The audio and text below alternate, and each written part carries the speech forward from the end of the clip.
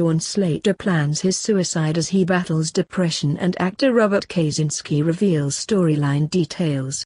There is more devastating news ahead for the Slaters as another family member falls foul of their cursed mental health genes.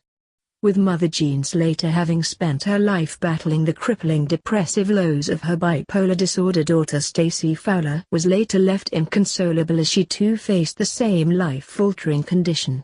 Sadly for newly returned Sean Slater, he is about to complete the set as the final member of the trio to battle depression. Viewers have already had a glimpse into Sean's suffering as he seemed only too willing to let Jack Branning pummel him to death with a spade during a fight, and later sat next to Roxy Mitchell's grave and told her, "I'll be with you soon."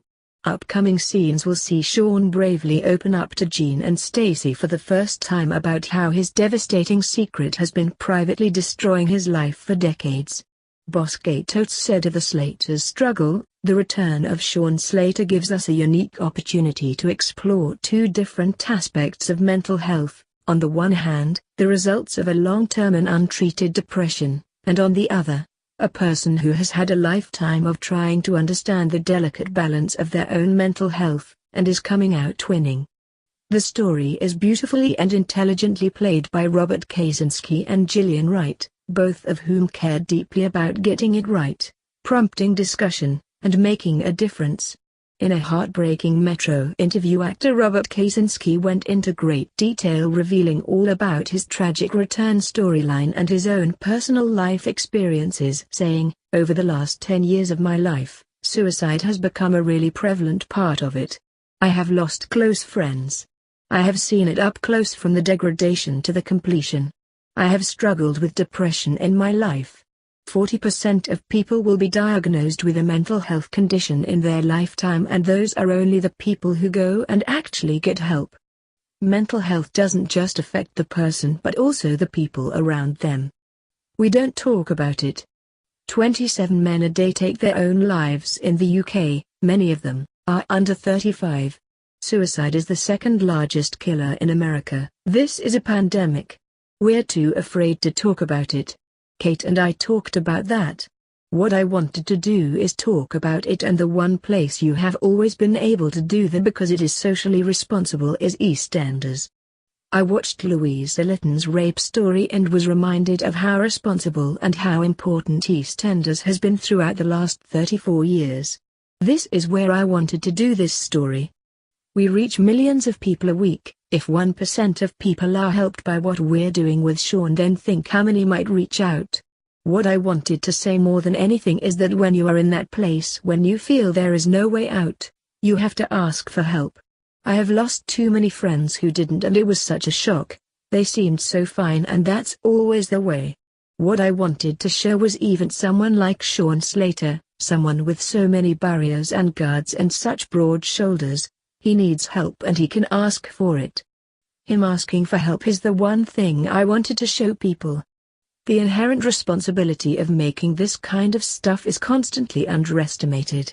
I have always said you can change the world quicker with a film than you can as a politician. While this might not have the same global reach, it might have incredible reach for the individual, and that's absolutely worth doing. I was very dismissive of mental health, the classic line of diet and exercise. But that's not how it works. Wouldn't that be nice? Just this year, a male friend of mine was texting me. He was asking for help. I could see the signs enough to drop everything and go to him where I found him in a very dark place. If you have problems, there is help and you can ask for help. If you don't, you have to see the signs and be willing to go when the call comes. This is literally an illness. Suicide is the final symptom of a disease. Depression is everywhere. It's more present in the world today than ever, so we need to have the tools ready to help the people we love. Sean was always carrying a weight that he never fully appreciated was bowing his back so much. That weight of what he was carrying, it informed every action he took. He would challenge every male authority figure on the square. He was always searching for someone to beat him. He was desperately looking for a father figure. He has been gone for 10 years after having his one real chance at happiness destroyed, and where he's been, he didn't leave any of this behind. He's never been able to build a life as there has been this giant block in front of him. He has reached a point where he feels he doesn't want to do it anymore. He's just tired. There are lines in the script I have heard people so often say. Sean has reached that point. When he comes to Walford, it's because he needs to clean his slate. He comes to make amends with the family he loves and then find what he believes is his way out. That's where we meet Sean, with that intention. Working closely with the Samaritans on the major storyline, a representative for the organization said, "Given the sensitivities with covering the topic of suicide, we were pleased that EastEnders worked with us on Sean's storyline. It's important that we raise awareness of the issues surrounding suicide, and drama can play a powerful role in this. Carefully developed storylines can help to generate discussion and can prompt viewers, who may be suffering in silence, to speak out and seek help. Sean's story particularly highlights the importance of talking about our feelings when we're struggling to cope.